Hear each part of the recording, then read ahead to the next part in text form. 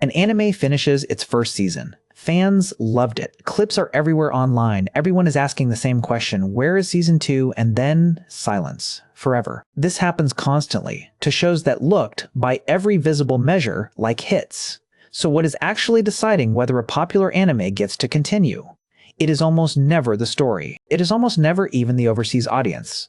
It is a small, cold number most viewers never see: how many physical Blu-ray and DVD discs sold in Japan. Here is why that number, and not global streaming buzz, has controlled anime for decades. Most anime is not funded the way a Hollywood film is funded, by one studio betting on box office. It is funded by something called a production committee, a consortium of companies, a publisher, an animation studio, a toy or merchandise maker, sometimes a broadcaster, who each contribute money and each take a cut of whatever the show earns. Broadcast television in Japan historically pays very little for anime. Advertising around a niche late-night anime slot brings in nowhere near enough to cover a season's production costs on its own. So where does the real money come from? Home video. Specifically, fans in Japan buying physical Blu-ray volumes often released a few episodes at a time, months after the show already aired for free on television. That last detail matters enormously. By the time those discs go on sale, most fans have already watched the show. Buying the Blu-ray anyway is a deliberate, costly show of devotion, not simply enjoyment. The production committee is not asking, did people like this?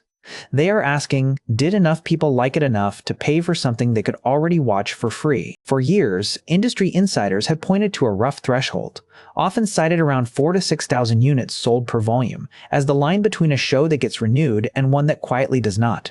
Below that number, on a purely financial basis, a second season is very hard to justify to a room full of companies who need to see their investment returned.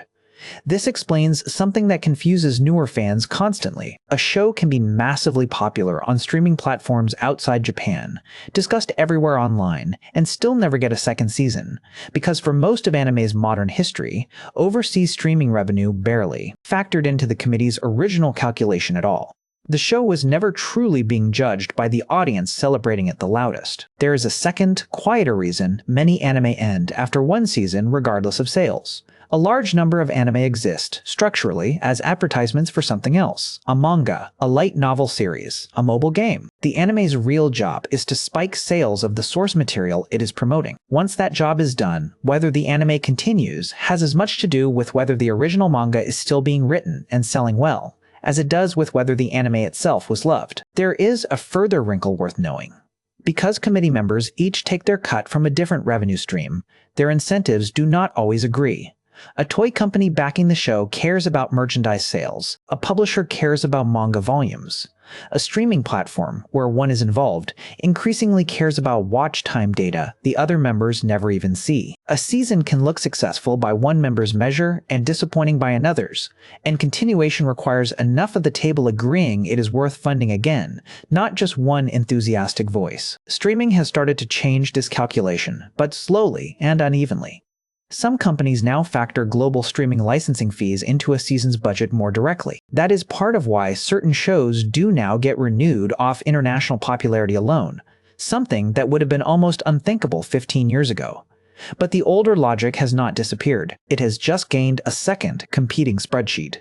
So next time a beloved anime ends on a cliffhanger with no announced continuation, the silence is not usually a creative decision. It is a committee, somewhere in Tokyo, looking at a stack of disc sales figures that never matched the noise you heard online.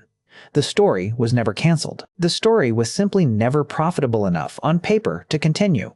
Now you know.